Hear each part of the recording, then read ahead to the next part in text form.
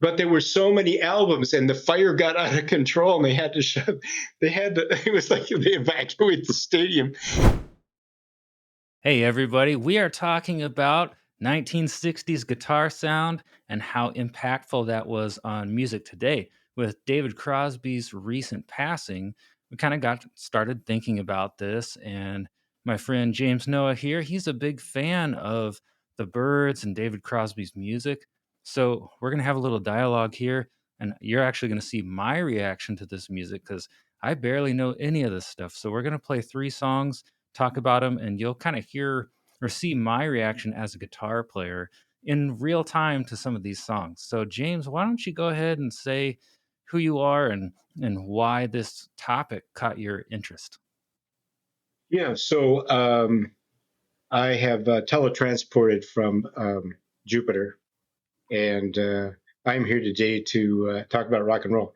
Actually, I grew up in St. Paul, Minnesota, and I moved down to Indianapolis in 2000, actually, end of '99, and have a son and a daughter. And my son went to high school with our host, Nathan Snyder. And so Nathan and I have been friends through that and over the years, and business partners, and just enjoy each other's company, and have talked about a very wide range of topics. So what we were talking about, what Nathan was mentioning was maybe people don't know who David Crosby was, but he was one of the founding members of the Byrds, which was a huge band that primarily recorded songs written by Bob Dylan. I think 90% of their songs were Bob Dylan songs. And, Mr. Tambourine Man and Turn, Turn, Turn, these were mega hits, late 60s era. That might have been a little earlier, 67 or 68 or something like that. I don't know exactly. But um, and then he went on to join another band called Crosby, Stills, Nash, and then later it was Crosby, Stills, Nash, Neil Young, and they were just a mega huge band, and they're very. I really like their music. It had great Neil Young harmonics. was in that band? Yeah, yeah, he was at Ah, it. I did not know that. Yeah, so they all came from the Byrds. I mean, I like the Byrds, and I listen to on occasion. Even now, I bought a best of album, was kind of listening to it, and but I was a much bigger fan of Crosby, Stills, Nash, and Young. Um, and that'll be one of the songs we'll listen to. But they were so big when I was in junior high, high school, and they it was a guitar band, so they would, but only 3 guys. Maybe they had a backup band. You can probably tell me that information by listening. But the 3 founding members, so David Crosby came from the Byrds, um, which was a guitar band. They weren't into horns, which the horn bands really took off um, early to mid 70s. You had Chicago and Blood, Sweat, and Tears, and a number of other bands that really got it, and then later Dire Straits and bands like that really got into the horns. But the bands that I was interested in that were so popular were just vocal and guitars and a little drums. But with Crosby, Stills, Nash, so David Crosby again from the Byrds, then Stills had been with a band called Buffalo Springfield, which had had some hits. And then Graham Nash had been with a huge band in Britain called the Hollies, and they had a number of big hits. And I think he went back to the Hollies because Crosby, Stills, Nash didn't stay around that long. They cut a couple albums, but I mean they're just very iconic. And then Stephen Stills was a fabulous guitar player, and I think he does the when we listen to one of their songs, I think he does the guitar intro. And what I found interesting in the 3 songs that I selected to listen to today as sort of an example of that guitar playing was that they blended acoustic and electric. Mm. Now, that's certainly true with Crosby, Stills, and then also with Led Zeppelin. But you can see what you think of that. And I was listening to some of Led Zeppelin stuff the other day, and for years I thought it was keyboard playing, but actually I'm pretty sure it's guitar playing. So maybe you can listen to it and tell me. Okay. So without blabbing on too much here, do you want to listen to um, Wooden Ships? Yes. Yeah, I so actually that's a don't night. know this song, so this will be Okay, so totally new.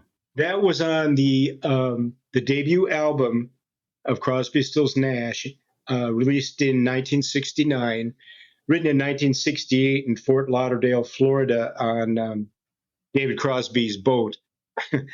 It's sort of, I guess, an anti-war, nuclear winter kind of protest song, but I just like the way it flows. I thought it was an awesome song.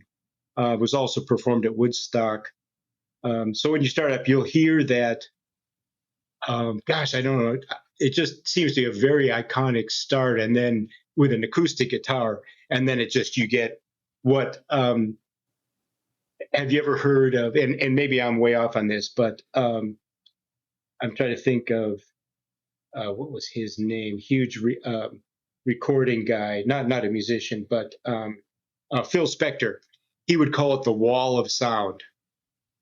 And I think that was something that grew in the rock era where you had this blending of sound. Of course, early rock, I mean, you had, Elvis and other artists, but it really wasn't this blended sound of keyboards and electric. And I think that really was very unique with some of these bigger bands, especially from England. So um, let's listen to a little clip of Wooden Ships, and we can maybe listen to half it or something and see what you think.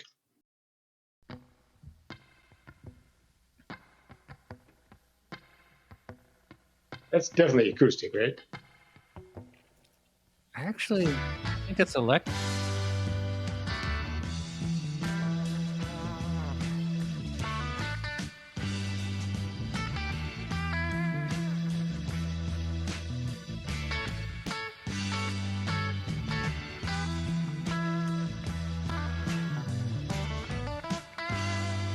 So two guitars and a bass then. There's some jazz influence almost.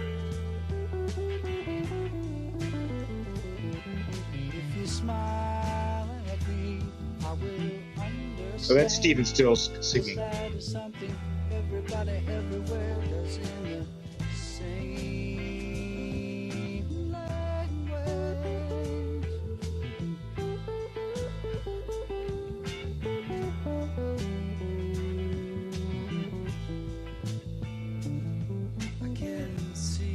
There's David Crosby.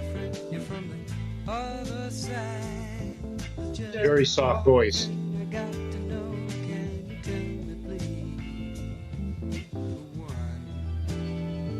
And keyboard.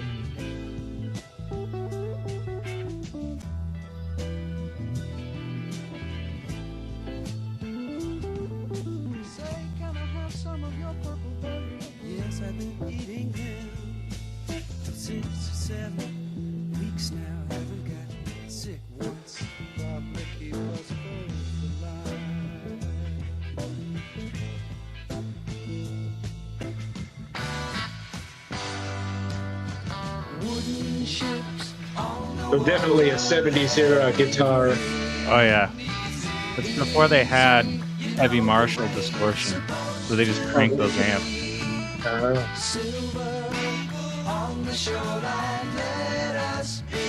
Okay, so you want to roll it down with the chip chat thing?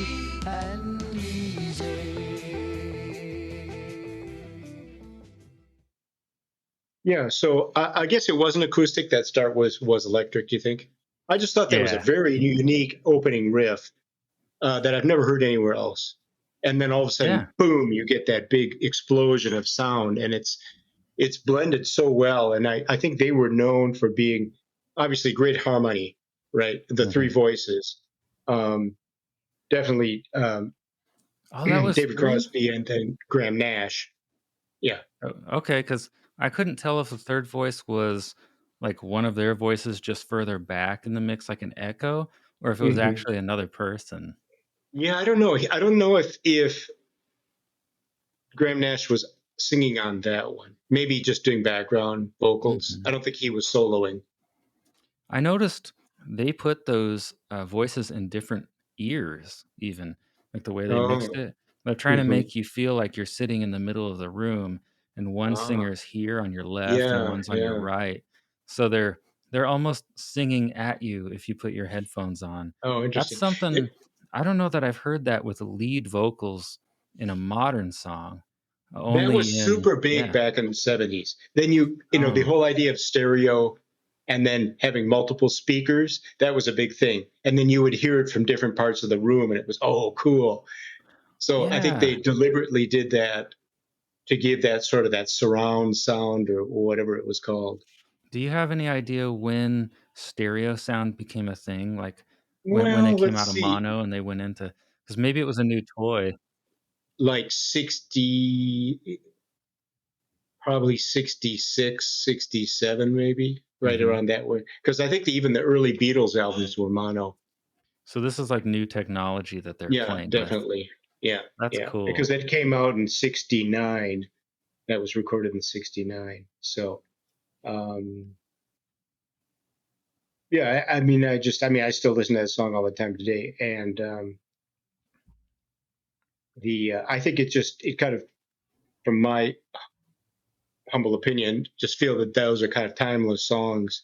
I don't know, maybe it sounds, some of the sounds from the 70s sound kind of dated to me, and I don't really listen to it much. But some of those sounds, I think they really transcend the time and the way they've really Mhm. aged well over the years. So you want to listen to another cut? Yeah, before we move on to that, there I wanted to mention, because 'cause I'm a child of the '90s, right? Like, I was born in '86, and in the Okay. '90s, I got really into the grunge guitar era Hmm. and became a guitar player and went on from there, right? Well, I heard in this song what I think may have been an influence for one of my favorite '90s bands, Oh. Stone Temple Pilots. So in this song, you hear some jazz chords and you hear just the way the bass plays. I'm Hmm. really curious to see if that was actually, like, if Crosby, Stills and Nash was actually one of Stone Temple Pilots' influences, because their second and third album sound Hmm. like they adopted this sound and maybe crossed it with some other things and brought it Oh, into the grunge era. Like, I can hear a link between those two bands, and they're, let's see, 30 years apart. you want to just play another stanza or two from this song? Yeah, yeah. So it's a guitar solo, right? So that's going to be Stephen Stills, I would think.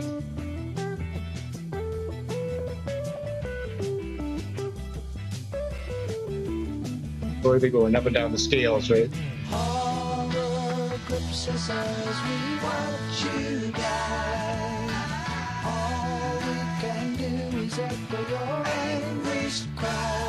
Yeah, there's probably a third vocal in there, right? Yeah, definitely on the harmonies.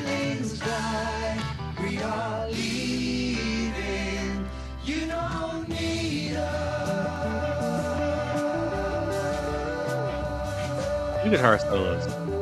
Hmm? Yeah. Two guitar solos. Oh, is it?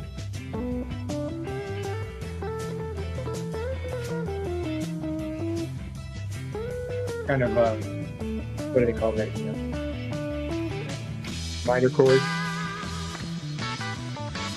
All right, I just finished the guitar solo there. So it sounds like there's two guitar solos. Like, one player is playing, I don't know, maybe a Strat or something. I see some live pictures in this YouTube Mm. video. Two guys are on Strats, one's on a Telly. Oh, So whatever interesting. that first guitar player is playing, he's rolled his tone knob all the way down to make a warm, jazzy, kind of Oh, muffled tone. And it is funny, about halfway through that solo, it sounds like he slid like one fret off. And I don't know if he did it intentionally or if he actually messed up and they're in the studio playing on yeah, an sure. expensive record. They just keep going. So maybe it was artistic, or maybe he actually made a mistake there. But that second guitar that comes in, that's a lot more punchier. That sounds to me like a Telecaster. Well, they used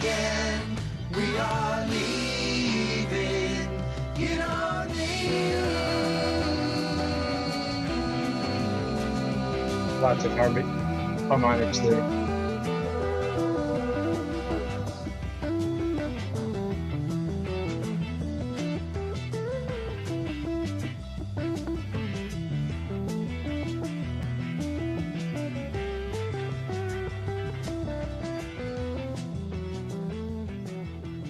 All right. Okay. So let's try another band Okay. and see what you think of this. So my next selection is a band called the Youngbloods, and they weren't nearly as big a band, although I did see them in concert at a church. And um, I don't know if they were what you would call contemporary Christian music now. I don't think they were, but they were playing at a church. And if you listen to the lyrics, it sounds sort of biblical. Hmm. Um, and the coming of, they don't mention Christ, but it's sort of the one we're waiting for. And if you listen to the lyrics, um, you'll get the picture. And where I think this band sort of harkened back to somewhat of an era right before, say, Crosby, Stills, or Led Zeppelin, in that they were just sort of straight up. It kind of reminds me, and you can correct me if I'm wrong, kind of guys getting together in their garage and playing electric guitars. But they Okay. have a great singer. Jesse Colin Young was a wonderful vocalist. But the band behind him is just like, okay, guys, let's plug our electric guitars in and strum away. But I still love the song. And I think it has a really, I think the lyrics is what uh, endeared me to this song. So you want to try bringing that up? It's called Yeah. Get Together by the Youngbloods, recorded in 1969.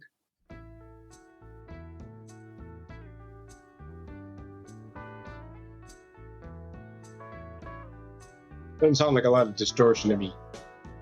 No, they Hey, didn't let's go in really the have heavy backyard. distortion yet at that point. This is Jesse Colin Young. Okay.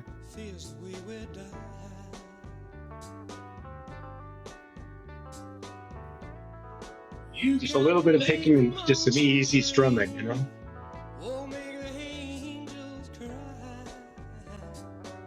some easy going chords in there, maybe.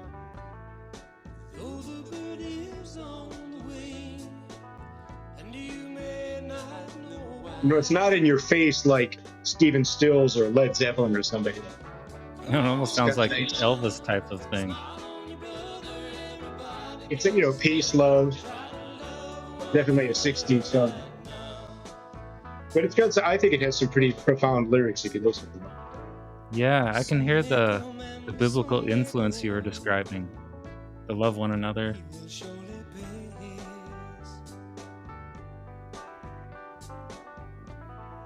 When the one that left us here returns for us at last. See, when he returns at last. We are but a moment's sunlight fading in the grass. So this is just like a Stratocaster, you think? Come on, people, now. Yeah, it's hard to tell exactly what it is. It's a bridge pickup. It could be a Gibson, could be a Oh, I see. Strat. It sounds kind of like a humbucker to me. Smile on your brother, everybody get together. Try to love one another right now. Let me get into guitar here.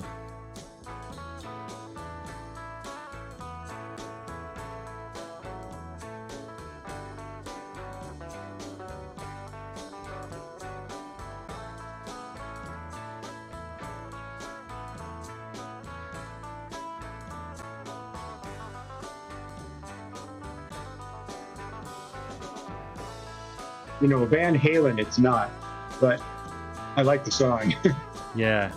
Well, this is before they had all the effects that Van Halen would use, because he'd use like a phaser.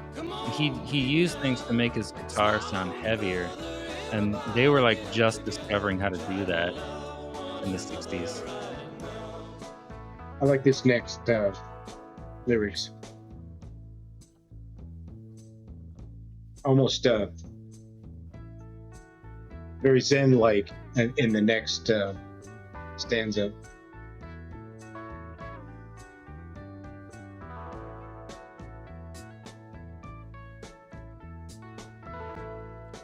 If you hear the song I sing, you will understand. Listen. You hold the key to love and fear, all in your trembling hand. Just one key unlocks them both. It's there at your command. Very Buddhist in its one key unlocks them both. It's at your command. Like, you decide whether it's going to be happy or fearful or happy. And then we're all going to, peace and love one another. I like to say. Come on, people now, smile on your brother, everybody get together, try to love. So the reason I chose this one, I think it's fading up. Come on, people now, smile on your brother, everybody Definitely, this song.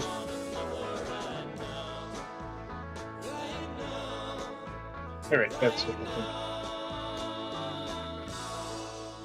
Okay, so definitely the message was the important, and I think that coming out of especially Dylan and people like that, the message, the song was so important, right? And what they might call a topical song or something like that, writing about peace and trouble in the world and things like that.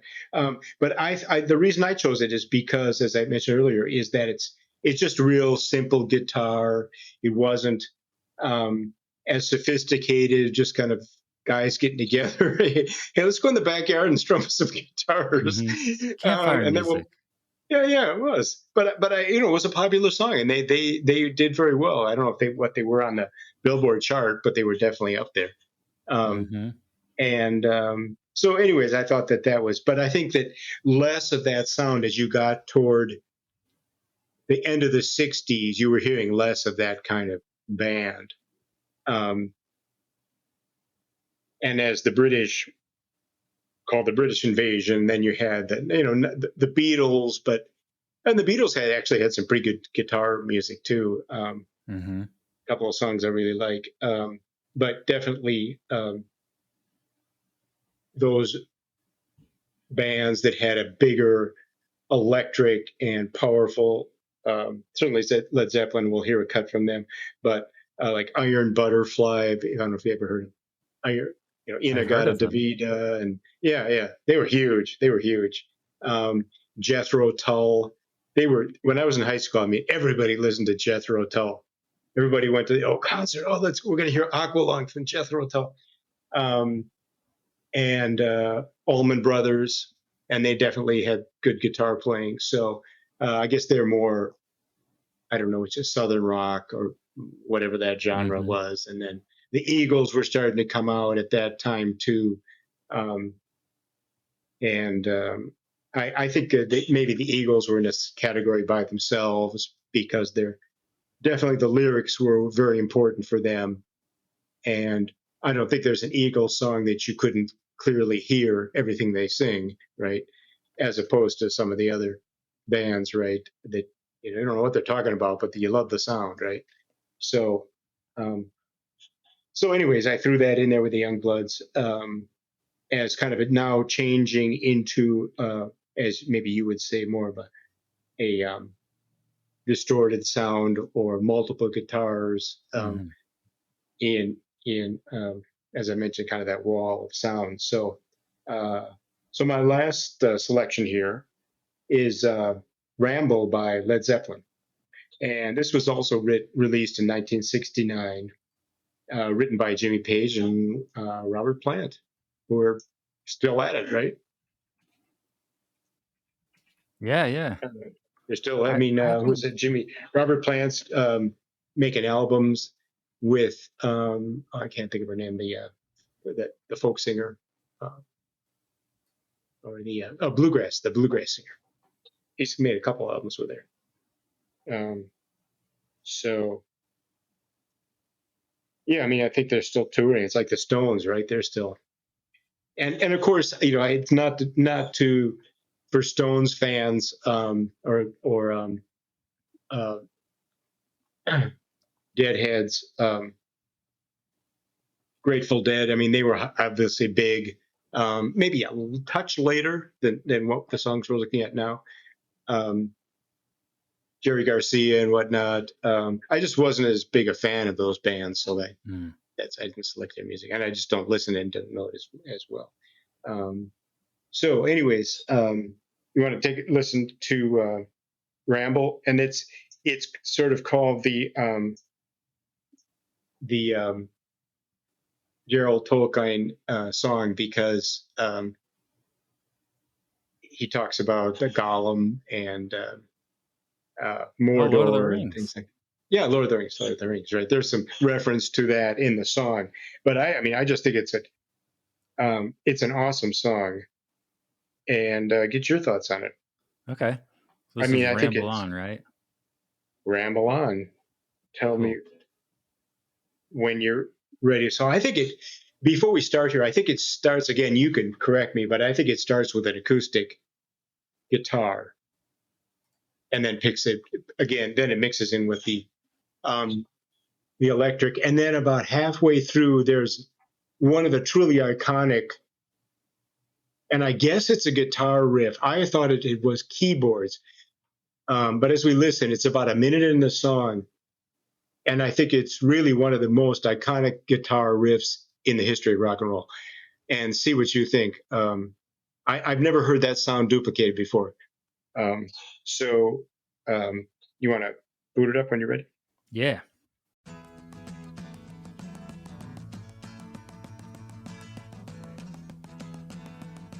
We got acoustic and a tom-tom or something. Yeah.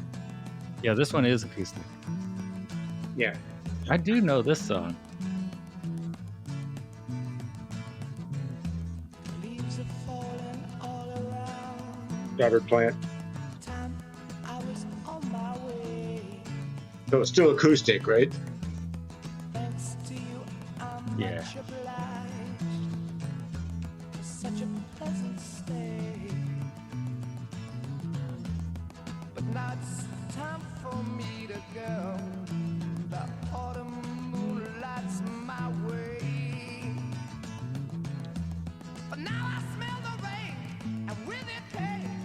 I just don't think you can match those vocals in this band with their depth and breadth of sound. I mean, it just grabs you, It's pretty amazing. Sometimes I grow so tired. and it just picks up from there.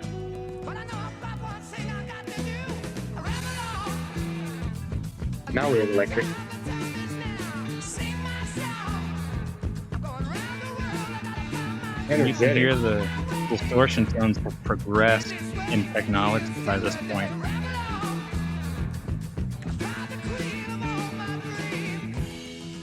Now back to acoustic with a little bit of electric in the background, right? Or the bass. It's got a bass in the Just the background, bass. Yeah. It's just very high compared to where a bass normally is. right? Listen to this now.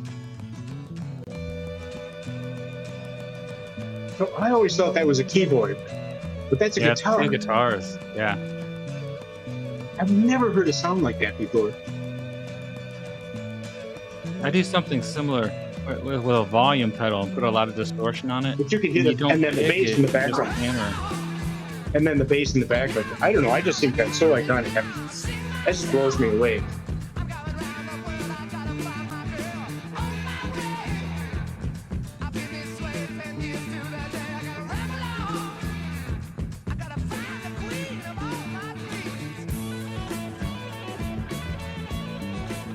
Nah, this is more like what you would normally expect from Led Zeppelin.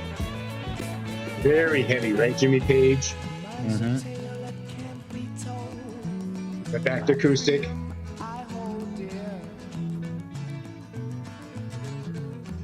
Actually, two acoustics, right? There's an electric in the left. and there's an acoustic in the right. and a bass. Hmm. And bass right down the middle.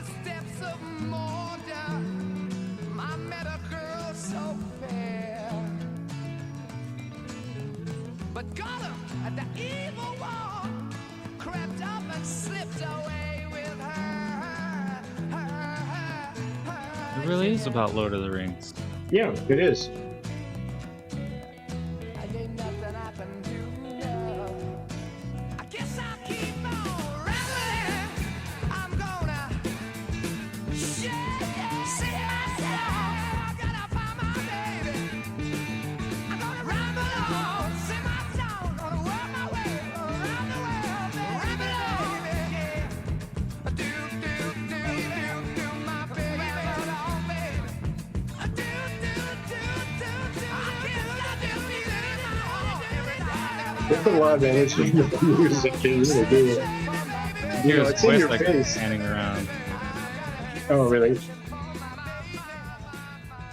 So I guess I think there's, I don't have music on me. I mean, you could pull it up, but two other bands that really influenced me, I listened to a lot at the time, and I do on occasion now, that started to get into more, I guess they call it psychedelic rock, or more into keyboards, but was a band called Yes, an English band Yeah, called Yes. kind of Yeah. a prog rock band. What was it called? They call it prog rock, Oh, like really? progressive. Oh, Yeah, prog rock. I'd not heard that it's before. supposed I to be mean, like more technical. yeah, they were. So that was the time this new keyboard came out by the Moog company, and it was called the Oh, Moog synthesizer, yeah, and it's that very just blew famous. everybody away. And Yes, and then another band called Emerson, Lake and Palmer, Yeah. and they did a lot of Moog. Like I think their most famous song was Lucky Man, and then they had a number of big hits. But they'd do vocals like half their song, and then the rest they would just blast out the arena with their Moog synthesizer.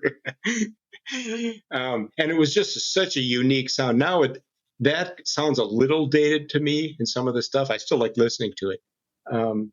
But the Led Zeppelin stuff for me, I mean, I don't think of it as being a throwback songs. And on occasion I'll listen to like hair band stuff, and I'll go, God, why do people listen to this stuff?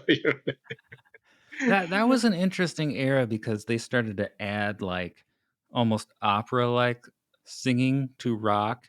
Mhm. And in addition, that's when like some people don't like the 80s because they think that's when it became not about the music and it became Mhm. about inventing this persona and making it almost like a media tabloid spectacle. Yeah, So that's sure. when you see like guys starting to dress really strange and in all kinds of outfits that would Hmm. bring attention, people dressing up, wearing masks. Yeah. Like it became as much of a almost television type of show as it was music because before Oh, that, Kiss. huh? Oh, Kiss. Kiss. Yeah, yeah, yeah. Perfect example. Because before that, I mean, obviously that it's smart if it gives you an edge, But Hmm. before that, I mean, these guys, some of those guys did not care about fame. They just wanted to make music. And then all of a Right. sudden, there are people who do want to be a famous band and Yeah. they're wearing these costumes. And it was interesting. That's like when Mm. MTV, VH1, Oh, kind sure, of sure. latched onto that, and that's good for TV. So music changed, and then in the 90s it changed again because some of them rejected the fame part, like Pearl Um, Jam, Nirvana. They hmm. they you know they kind of wanted to be famous, but then they didn't want to be famous, so Mm. they would try to make weird songs to get fans to not like them anymore and reduce their fame, and then they got more famous anyways. It was so Yeah. interesting. Yeah. I mean, if you look at videos of, well, like we were just listening to Led Zeppelin, they usually performed in T-shirts or some kind of a button-down shirt or Yeah. something. Now, of course, in the '60s, guys wore suits. Right? The Yeah, bands, yeah. a lot of guys, they wore it, and they would all have the same suit on, and that was a That big came thing. back in the 90s too. Oh, did it The really? Everclear and Third Eye Blind, they would do that. Oh, yeah. I saw Third Eye Blind perform on TV on New Year's Eve for Hmm. the big New York ball Okay. drop, right? And they were all wearing the suits, and Everclear did that on the cover of a Hmm. couple of their albums. So Yeah, I heard them a street concert at the Kentucky Derby a couple years ago. Uh, I don't know so much about their music, but yeah, I mean, performance art, right? I mean, I mean, Emerson, Lake and Palmer. I thought I liked their music a lot, but when they would have their keyboard player. I don't know how they did this, but they would raise him off the platform in the stage, and then they had a steel bar that went through the piano or the keyboard, and then he would spin around. Somehow they had him seat belted to this seat piano apparatus, and oh, that then was he the was doing beginning of that? then he was doing spins while playing. I think you'd get dizzy and throw up or something. But yeah, they would do. There was a show called the Midnight Special, which was huge. Saturday night, it came out at midnight or something, and it was um, all the hot rock bands would come. Like it was the Mhm. American Bandstand of the day. And I remember seeing it one night in Emerson, Lake and Palmer. This guy was, I think they were wearing suits though, and he was sitting on this piano and spinning around this pole, 20 feet off the stage. It was like, why? I've seen at least 2 bands mimic that. Oh, One was really? Blink-182, Travis Barker did it, he's an incredible drummer, and then Mm, I saw Newsboys do that, uh, and I've heard of other bands doing it, so I didn't realize that went that far back to the oh, yeah. That 70s. would have been like 72. I graduated 74, so that Wow. would have been like 73, something like that. It was when they would do that. Um, yeah, and that was I can't remember the other antics, but they were big into antics and doing that kind of thing. There was another band called Fog Hat, and they would do I don't light each other on fire or something. I wasn't a big fan, so I didn't follow.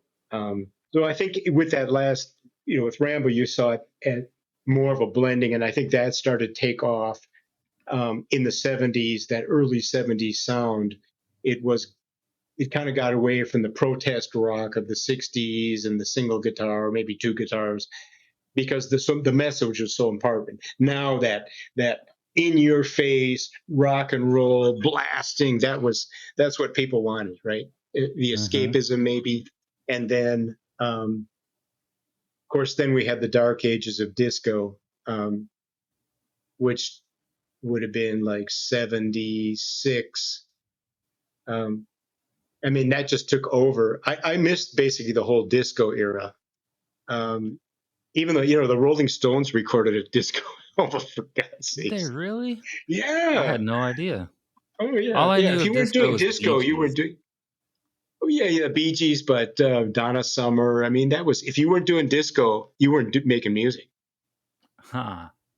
I mean, even Bob Dylan made sort of a disco sound too, if you can believe Wow. that. Yeah. I'm curious to see what that sounds like. Yeah. Yeah. Disco. Yeah. Um, the, the night I think disco actually died, they had something called I think I've told you this, disco night at Yankee Stadium, and I think it was 1977. And it was a promotion. They said bring your disco albums and we'll burn them in center field in the middle of the seventh inning stretch or something like that. People hated it that much by then? Yeah, it was called Disco Night, but it was to burn.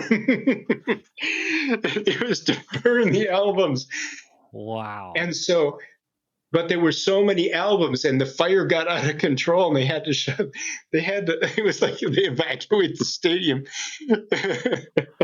Wow. That is incredible. Best laid plans of mice and men, right? Oh, we'll just have a nice fire of this burning disco albums at Yankee Stadium. I thought the hate for disco was like a recent thing, Oh that no, that people hated was it it by just the end of the disco era? well, disco again, I was living overseas at the time, and by the time I came back, it was over. Huh. And when I came back to the US, in the late 70s, basically 78, 79 is when I came back to live. Then Dire Straits was big. Sting, um, the Police, right? The Police were huge. Dire Straits, the Eurythmics, that kind of stuff was starting to really take off. So um, the Police were huge with, and then I did Sting like started them. his, As a yeah, kid, I got started his, their greatest hits from the library, and I was like, "This mhm, is great." yeah, yeah, and then Bono and people like that. What was their band? Hmm. U2, right? So it was again another British invasion, right? All those bands were British, but then there was Boston and kind of that. What do they call the arena rock? Was it Yeah, that's probably right. 80s arena rock kind of. Kansas? I mean, I Hmm. like Boston. I like their sound, but that was, I think maybe that was the genre of. But yeah, disco was. It took off. I mean, everything was disco. There were disco clubs everywhere, and then it just went boom. Thank Yeah, it's God. interesting to look at all of those genres by decade and follow like the guitar technology that was coming Hmm. out because that determined some of what they could do musically. Like those first two songs we listened to, that's Hmm. the era before they had heavy distortion. So the way they had to get their sound, if they wanted distortion, was to crank the amp basically to 11, you know. They had to turn it all the way up so that it Hmm. would naturally break up. And you never really got that thick lead Hmm. sound that you get today or even in the 80s.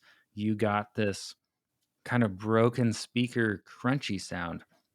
So Hmm. you can hear that and then you can kind of hear what they would in your head be able to do today, what they're trying to do if they had the technology of Hmm. today. Hmm. But some bands still do that. They kept that sound of cranking up those amps either for a retro sound like the Hmm. Hives. There's a band called the Hives that does it. Or Oh, really? Pearl Jam. I mean, they went and collected those old vintage 60s high watt amps and they try to replicate that sound. Um, So I'd go and see them in concert and I'd hear that and it sounded a little bit different in person than on the record and you're like, hmm. "Oh, this is like a time capsule. They're bringing that Um, 60s influence of their youth into their current music." But when we heard the Zeppelin song, now mhm. you're hearing the British distortion creep into Yeah. music and they've got I mean, better that lead. that riff that I pointed out, that's definitely distortion, right? I mean, I don't know how they created that sound, but Yeah, which song? In the Zeppelin song? yeah, Oh, a yeah, yeah, yeah. ramble. Yeah, so they get really thick distortion, and then they I'm gonna guess that he's probably messing around with the volume knob because Hmm. you can conceal the sound of picking the string that way, and that way it sounds more like a long sustained note or a keyboard, Hmm. but it's Hmm. actually a guitar.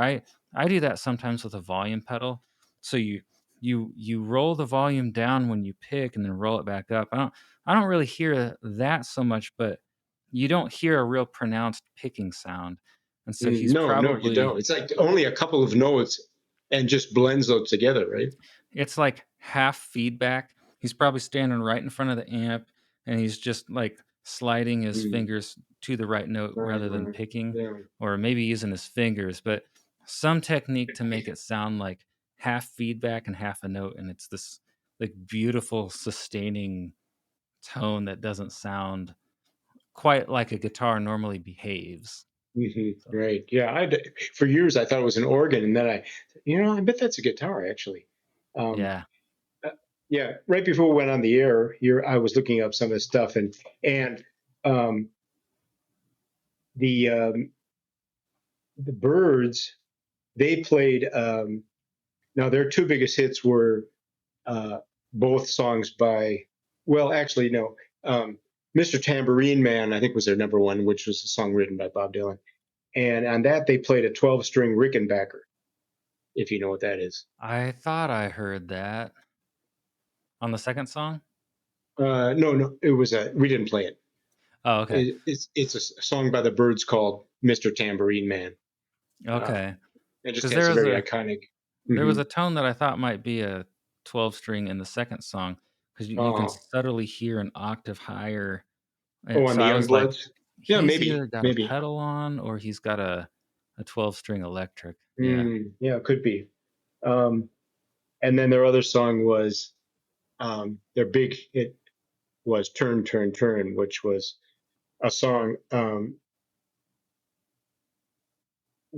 a song written by Pete Seeger from Ecclesiastes, the lyrics, Yeah. right?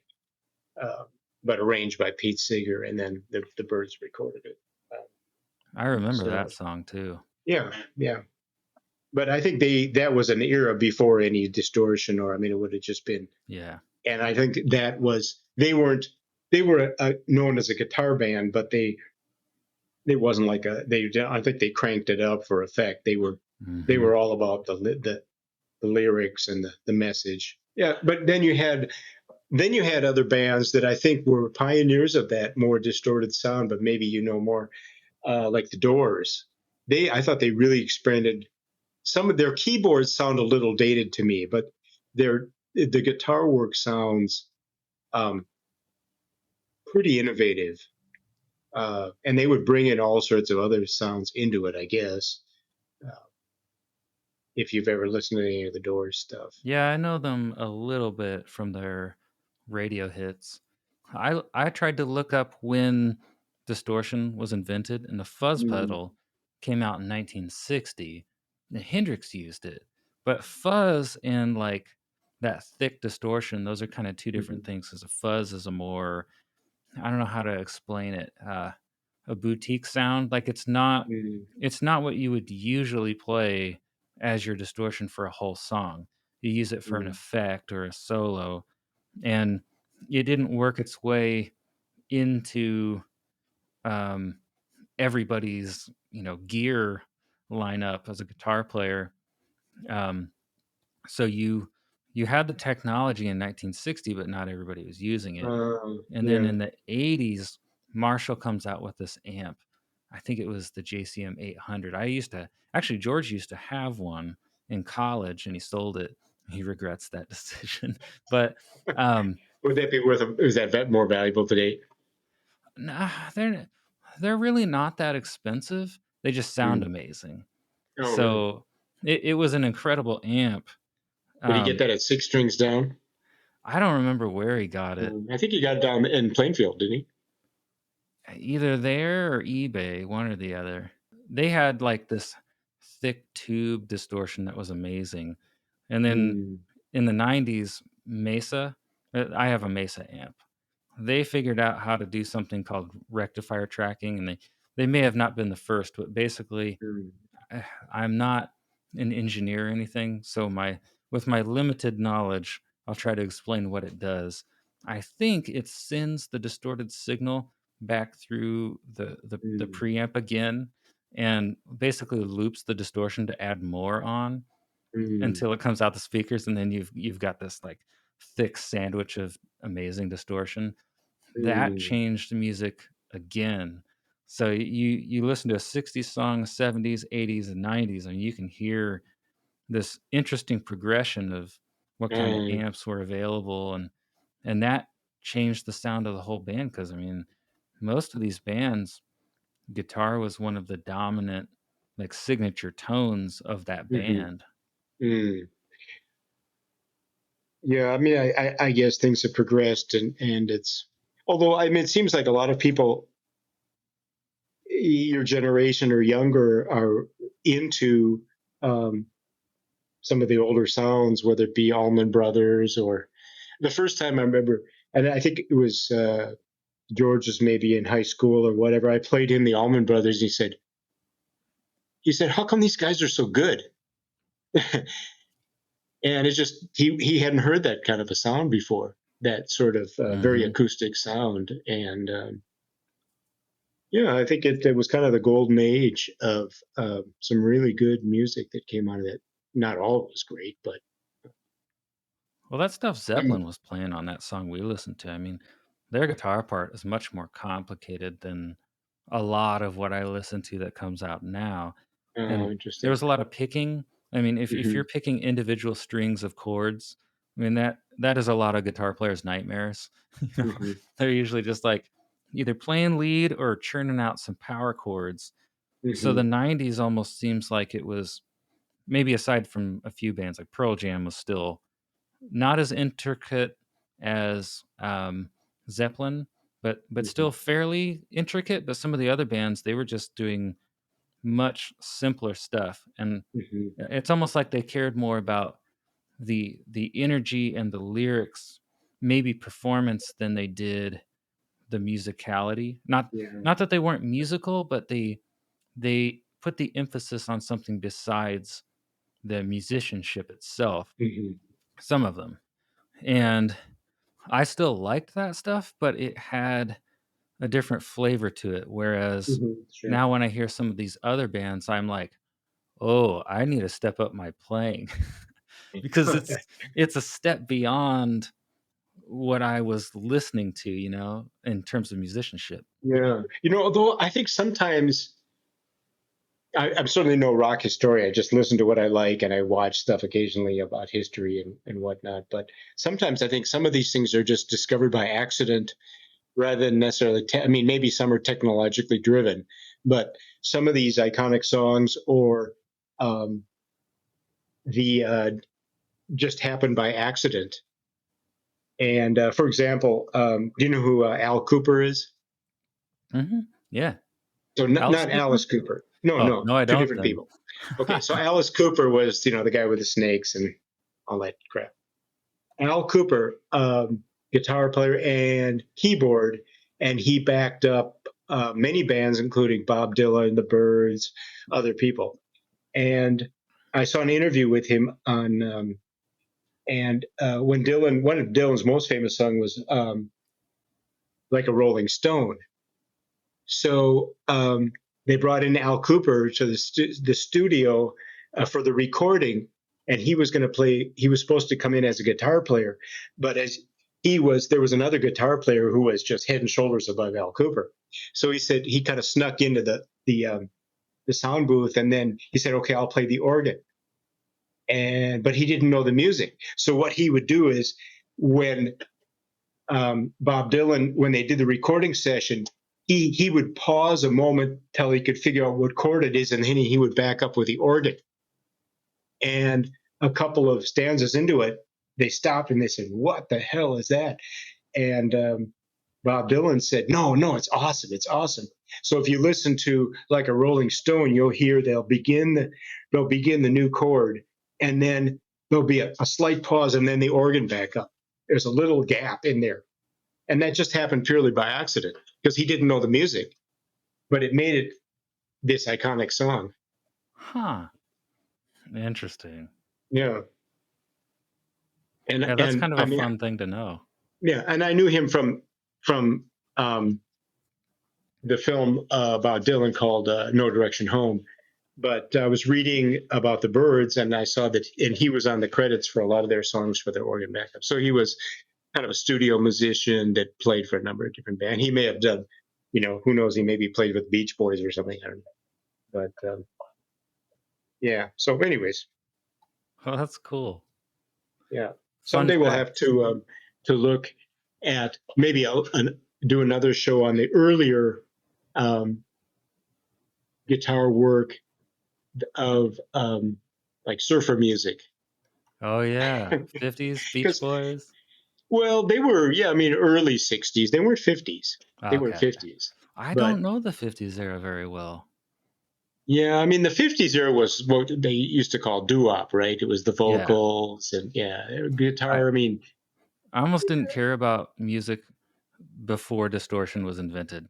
Like when they got distortion, that's when I remember listening to the oldies station and I was waiting for the heavy songs like Steppenwolf and Born to Be uh, Wild. yeah, I yeah, was waiting for those and Wild Thing, and when I didn't get that, if I didn't hear distortion as a kid, I you didn't didn't like like it. I it. just sit there and I'd wait and then I'd take a tape recorder, I'd put the cassette in, and I'd record the heavy songs and Uh-huh. try to make a mixtape of them.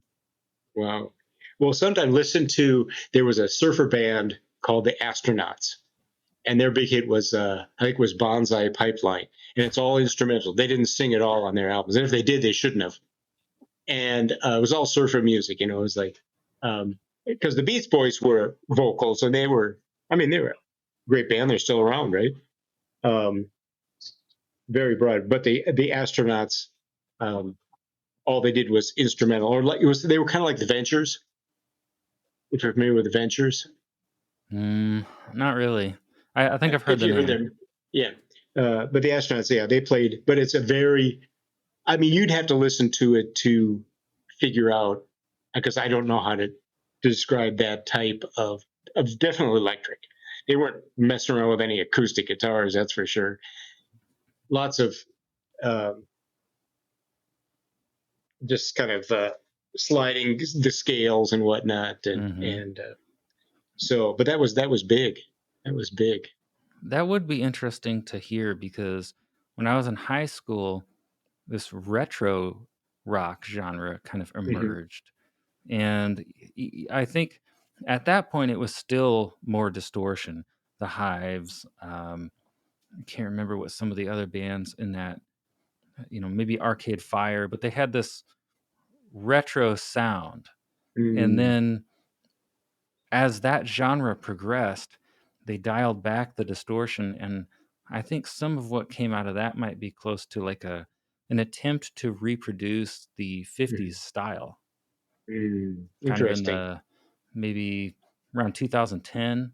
I remember a lot of, like, Florence and the Machine almost has some 1950s influences in her music. Interesting. Yeah, there were several bands that, that surfer, that the hot rod genre, like Jan and Dean. I don't know if you ever heard of them. But yeah, they had some. They were there. So the big songs, the themes of songs in that day were girls, cars, and surfing. That was the main theme. They weren't into protest songs. They weren't talking about burning down the Capitol or something. It was hot chicks and surfboards and surf woodies, if you know what that is. It's a surf woodie was it was a paneled van with wood on the side.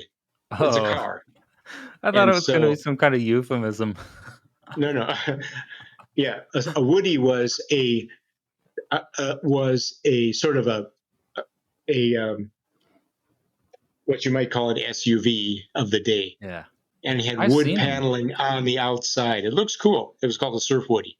And they would take those to the beach because it was big enough to put a surfboard on top or in the back of it. It was They're like a long station enough. wagon with the wood on the side. Yeah, but it was bigger than a station wagon. Okay. It's bigger. Yeah, it was more like a Land Cruiser or something like that now. So yeah, or songs are about drag racing, right? Drag racing, huh? Little Deuce Coupe and Yeah, that sounds like drag kind of a racing. modern thing people make songs about. I haven't heard a car song forever. Oh, you got to listen to some rap. You'll find plenty. Oh, well, that's stealing cars, right? Sometimes. Depends on what song you're listening to. Yeah. Sitting on dubs. Oh, my God.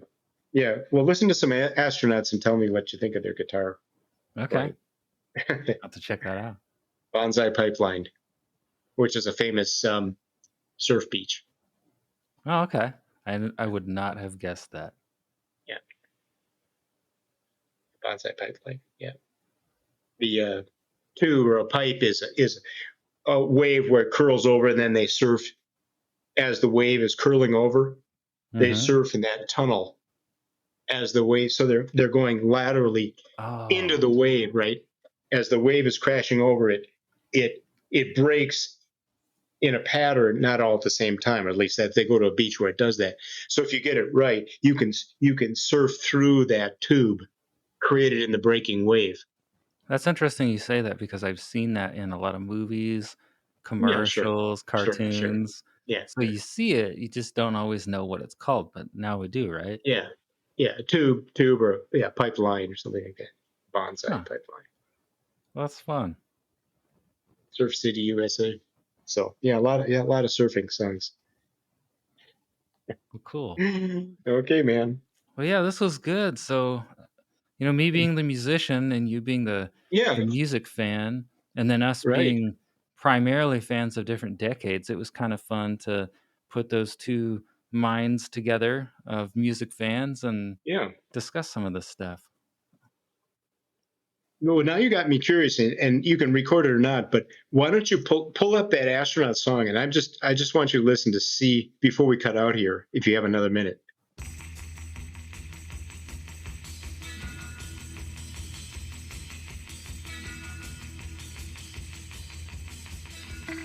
Get that pick going.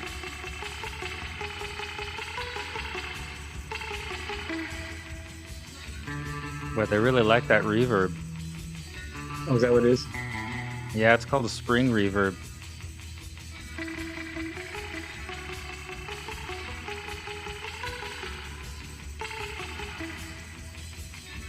Very upbeat.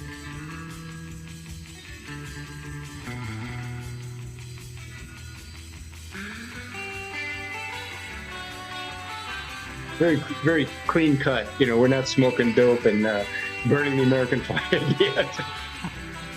Yeah, this is like fun in the sun music. Oh yeah, man. Running along the beach.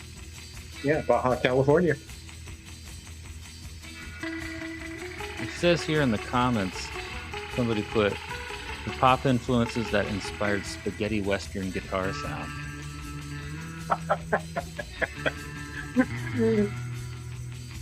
Maybe. Clint Eastwood. So that sound in that lead part, the high part, you hear this strange reverby decay. Those old amps, they're called spring reverb amps, like Fender reverb amps. Well, I believe they actually had a spring or a coil in it that made that sound. And I've actually heard people like drop those amps on accident when they're on, or you pick it up and you set it down, and because of that spring in there, you hear this terrible crash, like.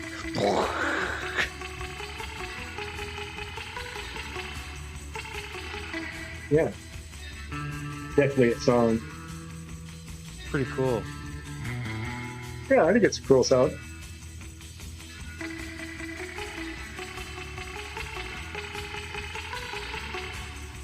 Do you know there's actual surf guitar models? Really? Okay, I think the Fender Jaguar is one of the big surf guitars. A Strat would definitely work, but I don't know if a Jazzmaster would be considered one or not. But the Jaguar is a cool guitar. I've always wanted one, but I didn't know how practically useful it would be for me, since I primarily play guitars with humbuckers so they can handle thicker distortion. But Humbuckers. someday I'll get myself a surf guitar, a Jaguar. You got to play music like that, David. It's awesome. Yeah. It's interesting. It's American history, right? I mean, we had this you had this sort of dual post-war period where you had what they called sort of the beat poets and the topical songs, Pete Seeger, and then Dylan came out a bit like that, but he wasn't as political as people thought he was. That wrote what they call protest songs, right? Woody Guthrie, and that you had that the folk rock, that genre. But then you had this kind of stuff, which was sort of more patriotic and California rock, Beach Boys, and it was hanging out and driving the strip and looking for cool chicks and that kind of thing. So yeah, it paints a picture in your head when you hear it. It really does. Yeah. Or watch American Graffiti. Have you ever seen that movie? I have not. I've heard a lot about it.